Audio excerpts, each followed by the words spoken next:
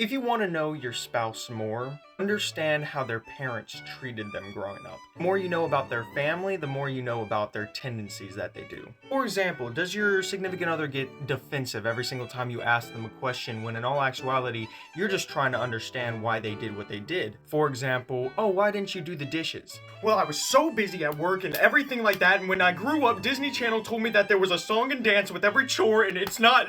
Disney lies. They're a liar. When they get so defensive like that, it's probably because when they grew up, they were always set in that court case scenario to where when they were asked questions, they were always on trial. They were always in the questioning seat, having the parents ask them question after question after question. You know those questions that parents ask, and when you're midway through your answer, they ask you another question, and then when you're midway through that other question, they ask you why you never finished their previous question when they interrupted you. It's so much fun. That's why when they ask you a question, they get so defensive, because they also don't want to lose that connection with you.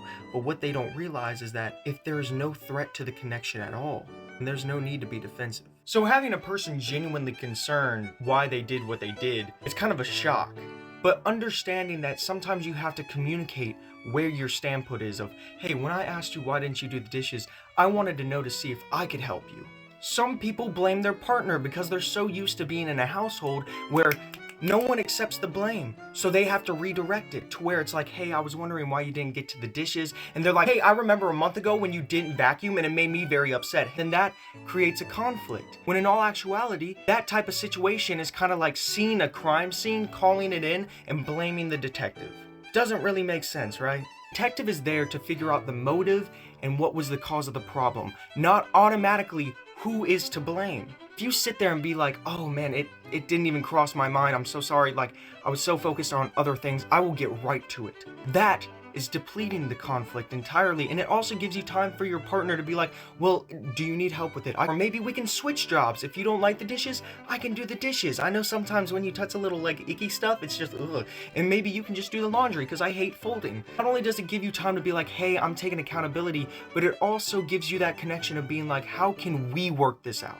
That sense of connection. And they were roommates. Where sometimes you gotta reassure your partner that you are their lawyer.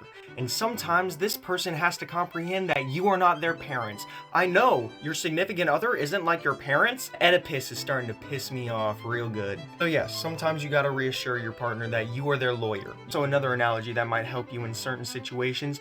You remember having those Nintendogs? You know, those dogs and cats that you used to take care of? When's the last time you took care of them?